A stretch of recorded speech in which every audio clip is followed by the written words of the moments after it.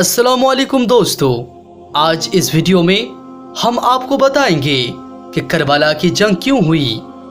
हजरत अमीर मुआविया रदियल्लाहु अन्हु के वफात के बाद आपके बेटे यजीद को खिलाफत मिल जाती है, लेकिन यजीद एक बदतरीन बदबख्त शैतान था, शराबी था, जानी था। यजीद को जब खिलाफत मिली तो यजीद समझ गया मेरी इस खिलाफत को इमाम हुसैन अलैहिस्सलाम कभी कबूल नहीं करेंगे।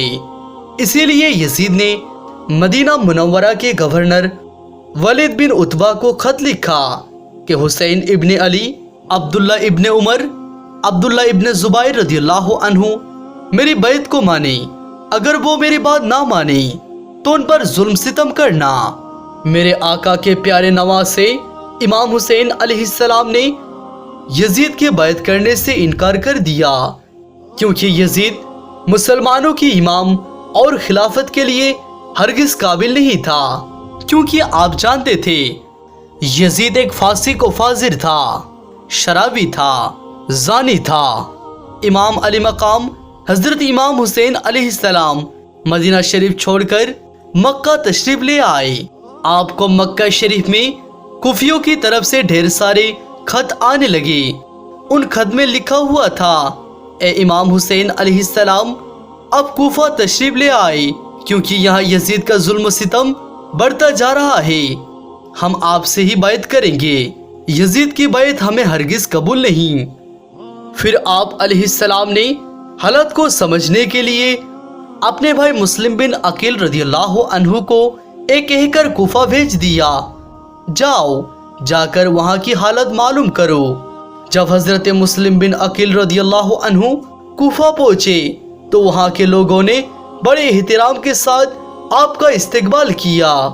हजरत मुस्लिम बिन अकील रदियल्लाहु अन्हु के हाथ में 18,000 लोग बैत कर ली और हजरत मुस्लिम बिन अकील रदियल्लाहु अन्हु ने अपने भाई हजरत इमाम हुसैन अलैहिस्सलाम के नाम एक खत रवाना कर दिया, जिसमें ये लिखा हुआ था, यहाँ की हालत बिल्कुल सही है और 18,000 लोगों ने बैत भी कर ली है, लिहाजा आप कूफा जल्द से जल्द तशरीफ लाए।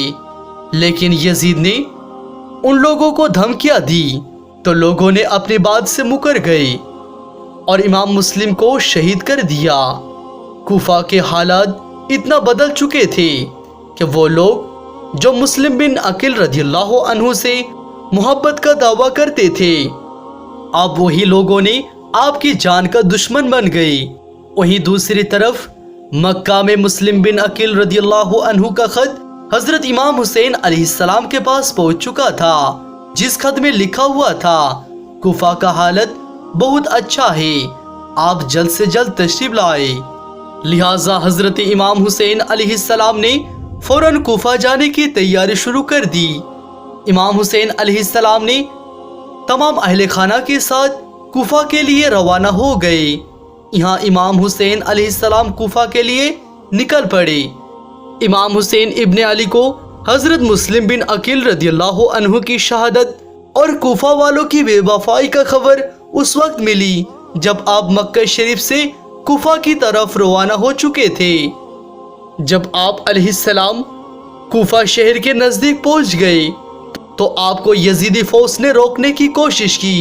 हजरत इमाम हुसैन अलैहिस्सलाम ने फरमाया, मैं तुम लोगों के बुलाने से ही आया हूँ, अगर तुम लोग चाहते हो मैं कूफा में ना आऊं तो मुझे वापस जाने दो, मैं जाने के लिए तैयार हूँ। यजीदी फौज ने इमाम हुसैन अलैहिस्सलाम को कूफा शहर में दाखिल नहीं होने दिया। लिहाजा हजरत इमाम हुसैन अलैहिस्सलाम ने अपने पूरे कफिले के साथ अपना रास्ता बदल लिया। चलते चलते जब आप चटियाल मैदान पे पहुंच गए तो आपने एक शख्स से पूछा, ये कौन सा जगह है? उस शख्स ने कहा, इस जगह को करबला कहा जाता है। आपने फौरन अपने लश्करों को हुक्म दिया, यहीं पर खेमा लगा दिया जाए। लिहाजा इस तरह से इमाम हुसैन अलैहिस्सलाम ने करबला में पहुंचा। उधर यजीदी फौज को इस बात का इल्म हुआ कि हजरत इमाम हुसैन अलैहिस्सलाम अपना खेमा करबला में लगा हुआ है, तो यजीदी फौज भी کربلا کے میدان میں پہنچنا شروع کر دیا۔ یزید کی فوج کربلا میں پہنچ رہی تھی۔ ان کا سپاہی سالار ابن سعد تھا۔ حضرت امام حسین علیہ السلام نے اس سے کہا، یا تم مجھے یزید کے پاس لے چلو یا مکہ جانے دو۔ لیکن ابن سعد نے ان دونوں باتوں میں سے کوئی بھی بات کو قبول نہیں کیا اور آپ کو بیعت کرنے میں مجبور کرتا رہا، لیکن آپ نے اس ملعون کی ایک بھی بات نہیں مانی۔ دن گزرتے گئے اور محرم کا دن آ گیا۔ اب ظالم بدبخت یزید نے امام حسین علیہ السلام کے سامنے 22,000 سپاہی کا لشکر بھیج دیا۔ دوسری طرف حضرت امام حسین علیہ السلام کے ساتھ 72 لوگ تھے، اس میں عورت اور بچے بھی شامل تھے۔ کتنی حیرت کی بات تھی! یزید نے امام حسین علیہ السلام کا اتنا خوف تھا، جہاں امام حسین علیہ السلام صرف 72 لوگوں کے ساتھ میدان کربلا میں تھے، جس میں عورت اور بچے بھی شامل تھے، وہیں یزید نے مقابلے کے لیے آپ کے سامنے 22,000 کا لشکر بھیج دیا، جو کہ امام حسین علیہ السلام کے ساتھیوں کے مقابلے 100 گن سے بھی زیادہ تھا۔ امام حسین علیہ السلام کے سامنے یزیدی فوج کا ہمت دست ہوتا رہا۔ آخرکار اس نے فیصلہ کیا کہ اگر امام حسین علیہ السلام کو ہرانا ہے تو ان کا پانی بند کرنا پڑے گا تاکہ ان کا مقابلہ کیا جا سکے۔ دن گزرتے گئے اور 7 محرم کا دن آ گیا، اور 7 محرم کو ہی یزیدی فوج نے امام حسین علیہ السلام کے قافلے والوں کے لیے پانی بند کر دیا۔ کربلا کے میدان میں کہیں بھی پانی کا انتظام نہیں تھا سوائے نہر فرات کے، لیکن 7 محرم کے دن نہر فرات کا پانی حضرت امام حسین علیہ السلام کے گھر والوں کے لیے بند کر دیا گیا۔ امام حسین علیہ السلام اور ان کے ساتھ موجود تمام جوان تو اس پیاس کو برداشت کرتے رہے، لیکن چھوٹے چھوٹے بچے اور عورت کو پیاس کی وجہ سے برا حال ہو چکا تھا۔ فوج یزید جو چاروں طرف سے امام حسین علیہ السلام کے گھر والوں اور تمام ساتھیوں کو گھیرے ہوئے تھے، ان لوگوں نے یہ طے کیا ہوا تھا کہ 9 محرم کے دن امام حسین علیہ السلام کو ختم کر دیا جائے گا۔ امام حسین علیہ السلام نے حضرت عباس علمدار سے کہا، اے میرے عباس، جاؤ یزید کے فوج کے پاس اور ان سے کہو کہ ہمیں ایک رات اللہ تعالیٰ کی عبادت کے لیے دیا جائے۔ عباس علیہ السلام نے یزیدی فوج سے ایک رات کی مہلت کے لیے کہا تو انہوں نے آپ کی بات مان لی۔ جب 9 محرم کی تاریخ آئی تب امام حسین علیہ السلام کو یہ یقین ہو چکا تھا کہ یزید کی فوج کا مقصد صرف اور صرف مجھے شہید کرنا ہے، اس کے علاوہ یزید کچھ بھی کرنے کا تیار نہ تھا۔ اس لیے امام حسین علیہ السلام نے محرم کے رات میں اپنے تمام خیمے والوں کو ایک جگہ اکٹھا کیا اور آپ نے کہا، اے بات طے ہو چکی ہے، یہاں پر موجود سبھی لوگوں کو 10 محرم کے دن شہید کر دیا جائے گا، اسی لیے اب میں حجت تمام کرتا ہوں، چلے جاؤ، اپنے اپنے شہر واپس چلے جاؤ، تمہارے جنت کا ذمہ میں لیتا ہوں۔ تب سب لوگ ادھر ادھر دیکھنے لگے کہ مولا یہ کیا فرما رہے ہیں آپ کو چھوڑ کر چلے جائیں۔ امام حسین علیہ السلام فرماتے ہیں، اے لوگو، تم لوگوں کو شہادت کا مرتبہ اللہ کے رسول صلی اللہ علیہ وسلم سے میں لے کر دوں گا، چلے جاؤ۔ جب امام حسین علیہ السلام نے سب کے چہرے کو دیکھا تو آپ نے فرمایا، شاید تم لوگوں کو آنکھوں کی شرم نے مارا ہے، عباس چراغ بجھا دو۔ بس چراغ کو بجھنا تھا۔ امام حسین علیہ السلام سر کو جھکا کر بیٹھ گئے۔ کچھ دیر گزری، امام حسین علیہ السلام نے فرمایا، عباس چراغ جلاؤ۔ جیسے ہی چراغ جلے تو امام حسین علیہ السلام دیکھتے ہیں ایک ایک مولا کے چاہنے والا اپنی تلوار اپنے گردن پر رکھ کے کہتا ہے، اے نواسۂ رسول، ان ظالموں کے بیچ آپ کو تنہا چھوڑ کر چلے جائیں، جب ہم مر جائیں گے آپ کے ماں کو ہم کیا منہ دکھائیں گے؟ ہماری جانیں ہمارے بچوں کی جانیں آپ پہ قربان میرے مولا، اگر آپ حکم کریں تو ہم ابھی کے ابھی اپنے آپ کو قتل کر دیتے ہیں۔ امام حسین علیہ السلام نے فرمایا، اے میرے بابا، دیکھ جیسے مجھے ساتھی ملے ایسا آپ کو بھی نہ ملے۔ اے میرے بھائی حسان، دیکھ جیسے مجھے ساتھی ملے ایسے ساتھی آپ کو بھی نہ ملے۔ پھر آپ فرماتے ہیں، جاؤ اللہ تعالیٰ کی عبادت میں مشغول ہو جاؤ، کل ہمیں اللہ تعالیٰ کے دین پر قربان ہونا ہے۔ بس رات ڈھلنے لگی، 10 محرم کا سورج طلوع ہوا، اذان علی اکبر آئی، نماز میں حملہ ہوا۔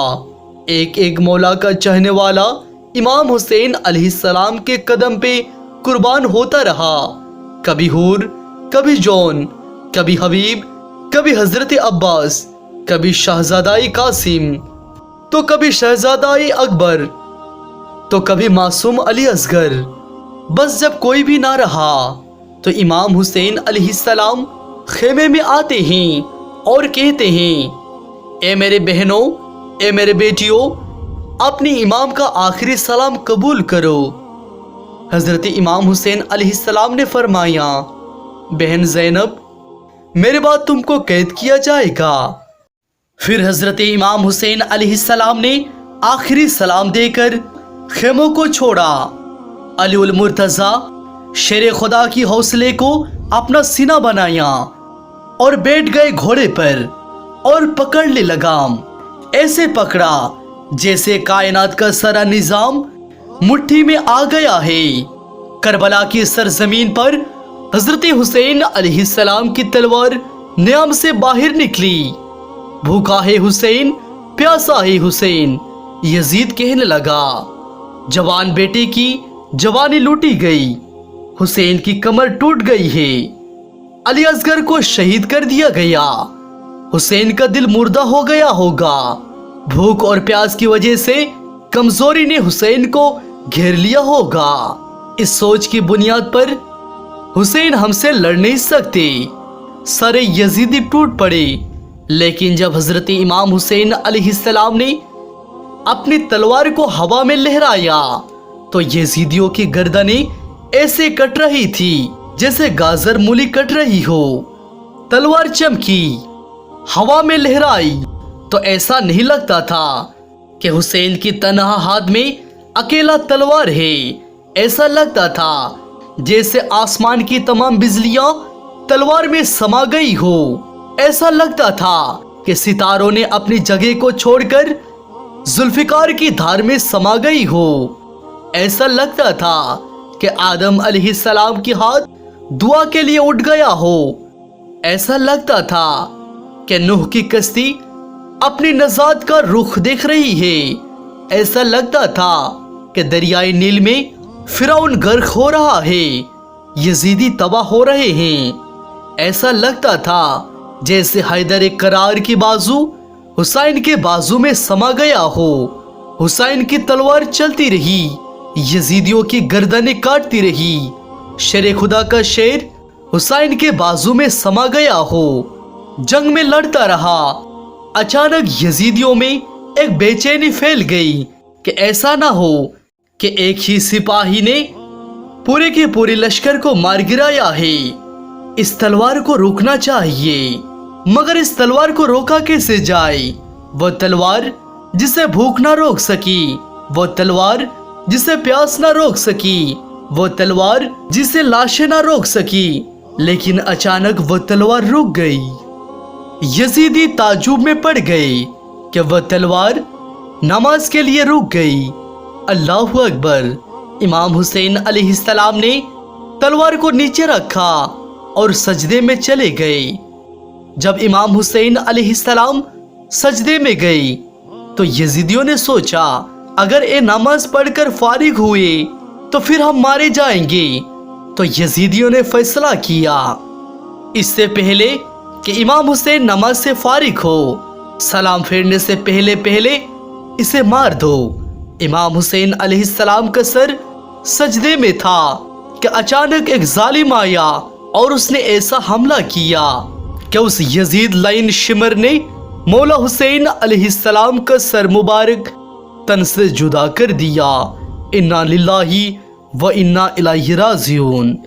امام حسین علیہ السلام کا سر مبارک اللہ تعالیٰ کا ذکر کرتے ہوئے تن سے جدا ہو گیا۔